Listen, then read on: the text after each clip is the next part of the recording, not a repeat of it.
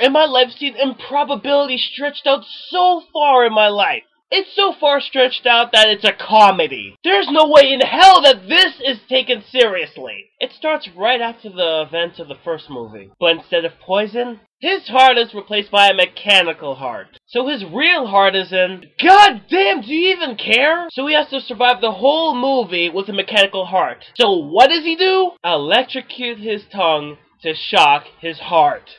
So yeah, he has to electrocute his mechanical heart every few minutes in order to live to get his old heart back. This plot makes the plot from the first movie look normal. I never knew this movie could top something like this, but they do! I have never seen an action movie that was so unfocused in my life.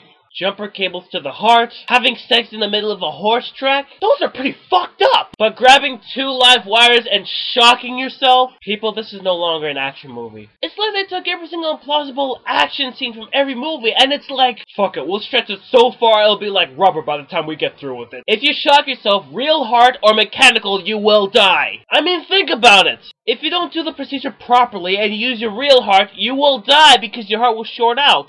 If you do the same thing with a mechanical heart, that heart will override and explode or something. Also, did I forget to mention, you can't survive by doing those things? If the poison isn't in his body from the first movie, then how come in the first movie everyone says that there's no way to beat the poison? And the only way to slow it down is to keep up your adrenaline? And in this movie they get rid of the poison?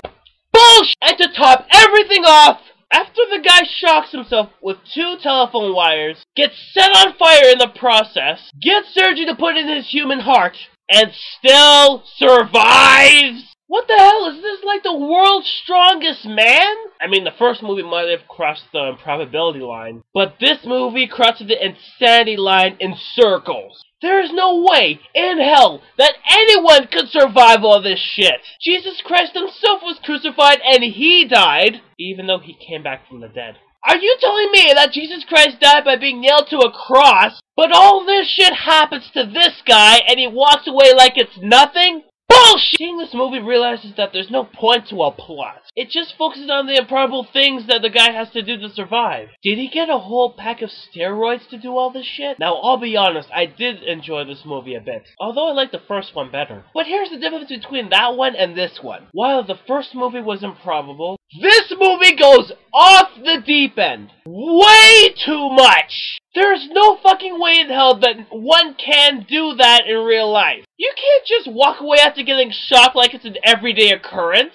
You can't be set on fire and keep fighting everybody. And you cannot be alive in order to get a 3D sequel. Which may or may not happen. But I will give Crank 2 this.